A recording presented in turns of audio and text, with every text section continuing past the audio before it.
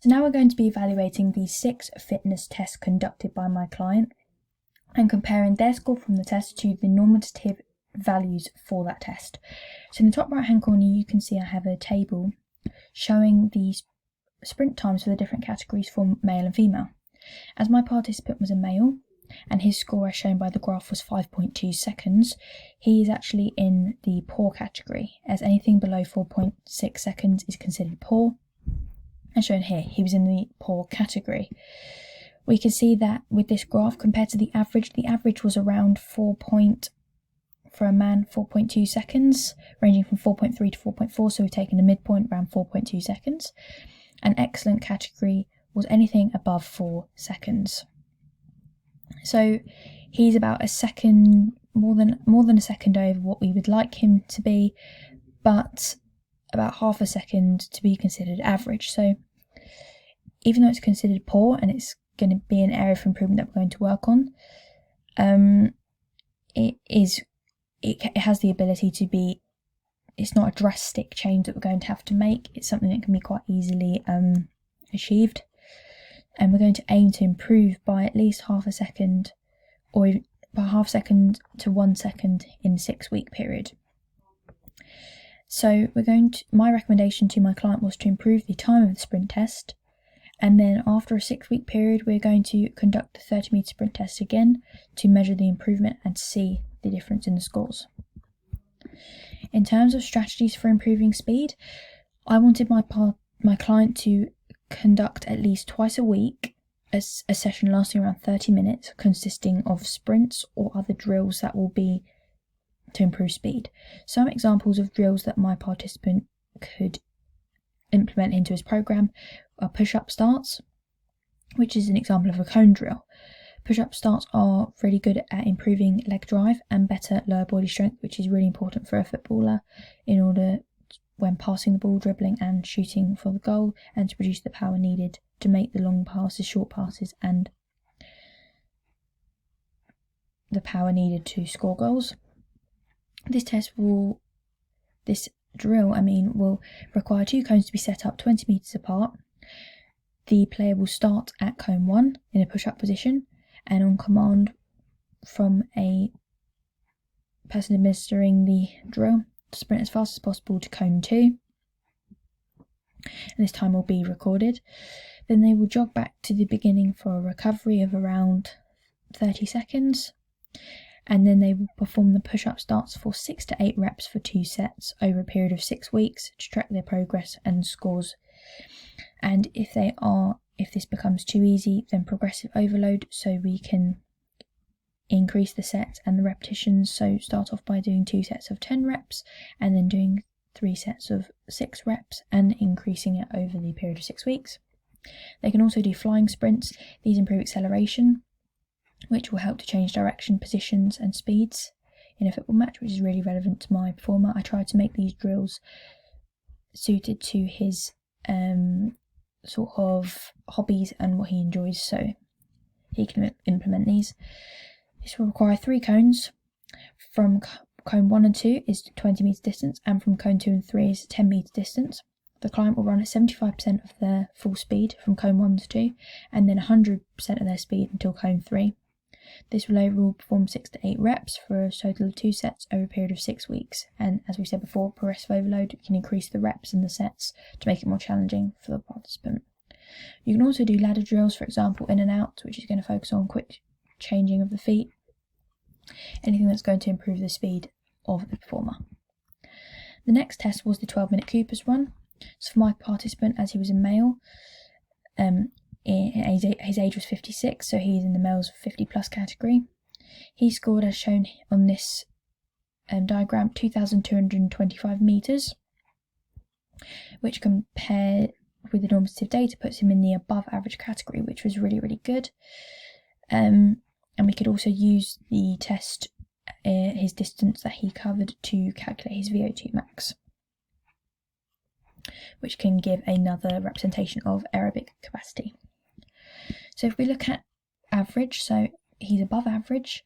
The average category for a male of his age is around 1,700, but anything between 1,600 and 1,999 metres. And anything considered excellent is above 2,400 metres. So he's about 200 metres down, so he would need to have made another run to one of the other cones to achieve this extra 200 metres. So it shows that the client's aerobic capacity was above average, which is the strength of this test. And it also shows that it has the ability to be maintained as it's in the middle of the above average category. So it's not necessary that he's going to fall into a below average category. And it definitely shows he's very capable of moving into this category, as is not much improvement needs to be made. It's just about maintaining his aerobic capacity. It also shows that he would probably be able to play a match for 90 minutes as he has high aerobic capacity and VO2 max, which shows that he'd be able to cope with the different demands and the long duration of the match. In terms of my recommendations to my client, as we're going to explain on the next slide, but the two main recommendations were continuous training twice a week and interval training twice a week in a session.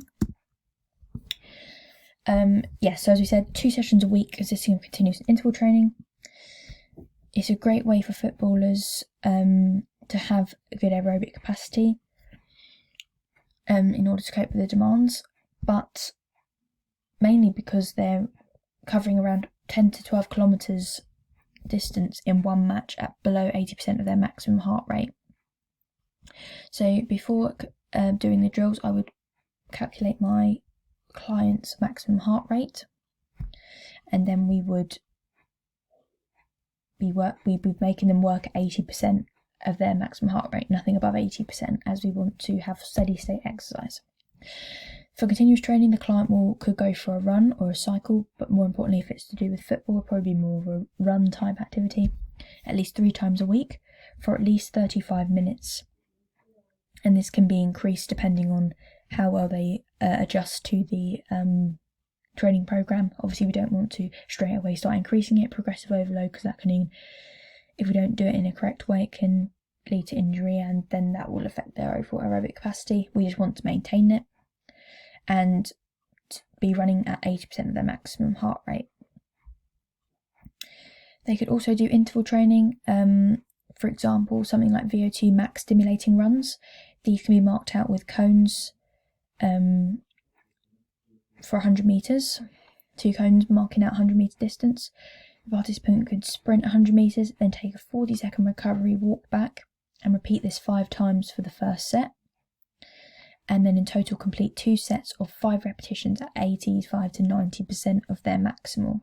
So the recovery allows them to maintain the exercise and that they're not working anaerobically.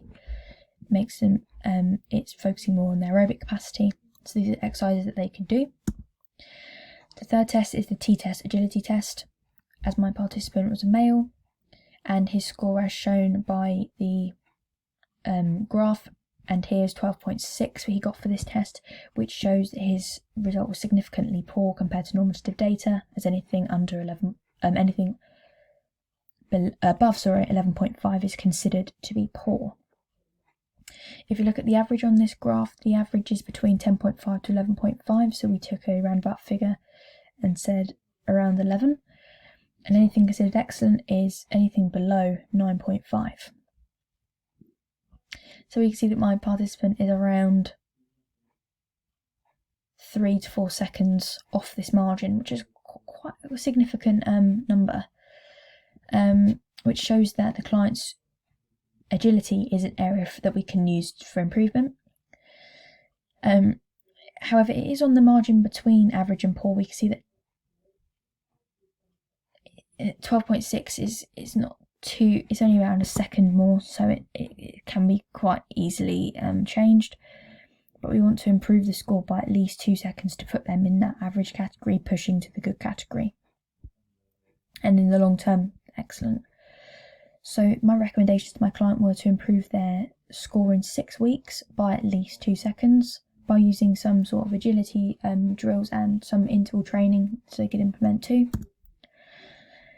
Mainly to improve agility can be used uphill sprints for interval training, things like that, running for a certain period of time, sprint up a hill around 30 metres, then jogging back recovery.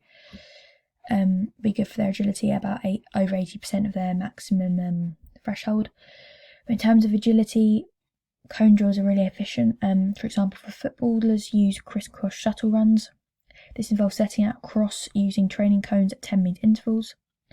The player starts running backwards from the start cone to the middle cone.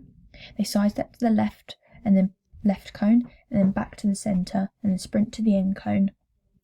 And then they repeat this in reverse, so they then end up back at the starting cone. So this is showing changes of direction, changes of height, and it's just showing their agility, being able to cope with the different demands and intensities of the exercise, as sprinting obviously is more maximal than sidestepping, so it's showing how they can adjust to the different intensities. Another exercise they could implement is weave in and out. The cones are positioned at 3-metre intervals in a line, and 4 training cones are in between those, but at 3 metres to the side of those, where the player weaves in and out of the cones, and they would touch those positioned to the side of them with their hand, and before performing a quick sidestep before sprinting back to the start when they get to the end.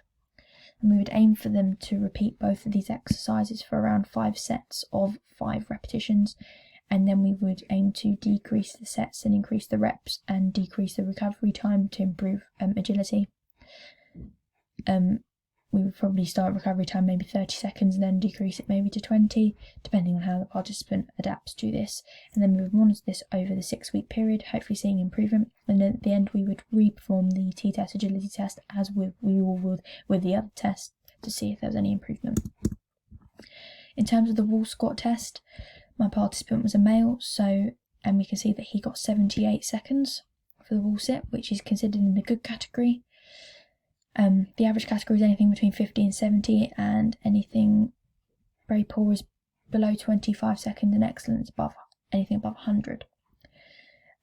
Shows that the participant's score can be maintained, and as he's above the average quite significantly. However, to move into the excellent category, but 78 is only about 3 seconds over 75 seconds, so we would presumably want him to be more in that category. Something more between about 90 seconds would be more maintainable than 78, so it does have a sort of potential that it could move back into the average category, which wouldn't be a problem, but we just want to try and maintain this. So that's the recommendations: to maintain the client's score, but trying to increase by 10 seconds to sit comfortably in the category, as we've said, around 90 seconds. And we're going to do this by circuit training. So some strategies that you could use to improve muscular strength: we said that the client could take part in a circuit training session consisting of weight strengthening exercises, targeting a range of different muscle groups, so upper body muscles as well as lower body muscles. It's important for footballers to have overall muscular strength, with 3 minutes rest between each set at less than 85% of their 1 rep max. So an example of a circuit training session could be using weights, or the participants doesn't have to use weight to start off with. They could do a barbell back squat for 4 sets of 6 reps, and then increase the repetitions, decrease the sets. Barbell Bulgarian split squat for 3 sets of 6 reps. Dumbbell calf raises for 3 sets of 6 reps. Leg extensions, 3 sets of 6 reps. Weighted sled drags of 2 sets of 4 reps. Plank 2 sets of 5 reps, and wall sit 2 sets of 5 reps. And there's a lot more other exercises they can do, weighted or not weighted, which can help to improve muscular strength as well. For example, squats and lunges, things like that they could do. But anything in the circuit training that can be used for weight strengthening would be good. And then obviously we'd be looking at to increase the weight as well. When we can obviously administer the tests, we would obviously be trying to increase the weight, so then we would probably decrease the sets and decrease the reps, and then gradually increase them as we increase the weight. In terms of the vertical jump test, as my participant was a male, and his score, which he got the best score for the 3 trials, was 32.6 centimetres, which compared to normative data puts him in the below average category. It's in the below average category. The average is anything between 41 and 50. Excellent is anything above 70, and anything poor that is really considered to be bad is anything between 21 and 30. You can see from the graph, the client is quite significantly off of the average category, around at least 10 centimetres off